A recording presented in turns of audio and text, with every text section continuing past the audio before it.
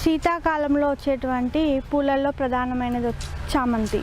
ఈ చామంతి అనేది ముఖ్యంగా మనము షార్ట్ డ్యూరేషన్ క్రాప్ అని కూడా అంటాము. సాధారణంగా మనము వర్షాకాలంలో నాటుకొని పూల యొక్క దిగుబడి మాత్రం మనము శీతాకాలంలో గమనించడం జరుగుతుంది. చామంతి మనం 2 రకాలుగా ప్రవర్ధనం చేసుకోవచ్చు. ఒకటి పిలకల ద్వారా మరియు 2 కొమ్మ కత్తిరింపుల ద్వారా. ఈ పిలకల ద్వారా అంటే ఆల్రెడీ ఉన్నటువంటి పాత చామంతి మొక్కకు వచ్చేటువంటి పిలకలను మనము వేరు చేసి వాటిని ప్రధాన పొలంలో నాటుకోవడం.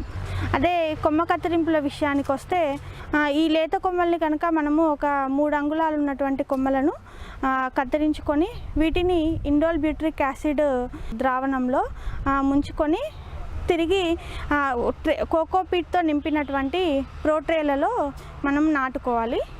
ఈ ఏప్రిల్ మే మాసంలో వీటిని నాటుకున్నట్లయితే మనకు 20-25 రోజులలో దీంట్లో మనము వేరు వ్యవస్థ అభివృద్ధి చెందడం అనేది గమనిస్తాము.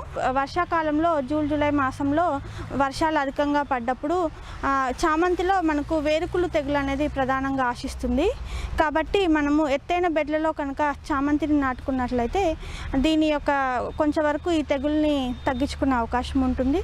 అంతేకాకుండా చామంతిలో కలుపు అనేది ప్రధాన సమస్య కాబట్టి మనం ఈ మల్చింగ్ని ఉపయోగించినట్లయితే కొంతవరకు మనం సాగు ఖర్చును తగ్గించుకొని దిగుబడిని పెంచుకునే అవకాశం ఉంటుంది. ఇంకా ఎరువుల యాజమాన్యం విషయానికి వచ్చినట్లయితే ప్రధాన పొలం తయారు చేసుకున్నాక ఒక 10 టన్నుల పశువుల ఎరువుని మనము పొలంలో వేసి బాగా కలియదున్నాలి.